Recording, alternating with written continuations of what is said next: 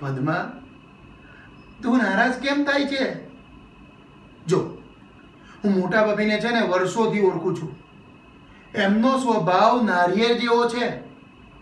બહારથી એકદમ કઠણ, સામેવાળાનું માથું ફોડી નાખે, પણ અંદરથી એકદમ નરમ, વડના શીતળ છાંયડા જેવો. અને જો મોટા ભાભીએ તને કંઈ કીધું હશે ને, તો એની પાછળ કોઈ ચોક્કસ કારણ હશે. તું એ કારણ ઉપર કામ કર ને. કેમ કીધું, શું કામ કીધું, કેવી રીતે કીધું, એ બાલની છાલ કાઢવી મૂકને. જો મોટા ભાભી મને કંઈ કહે તો હું કંઈ બોલું છું? નથી બોલતો ને. મોટા ભાઈ કંઈ બોલે છે, રુદ્રદત્ત કંઈ બોલે છે, જાસ્મીન ને સુરભી પણ કંઈ બોલે છે?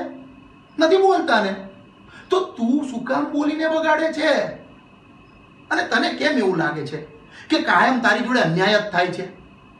હે? જો સાંભળ પદ્મા, હું તારી માટે છે ને મસ્ત સાડી લાવ્યો છું. નવો હાર, માથાનો ગજરો અને જોરદાર બંગડી લાવ્યો છું. જા પહેરી લે. જા જા પહેરી લે, તારી માટે જ લાવ્યો છું.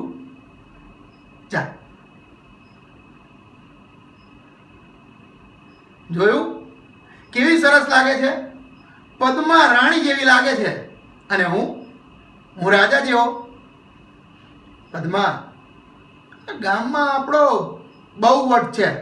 તું જોજે, આ વખતે સરપંચની ચૂંટણી આપણે જ જીતીશું.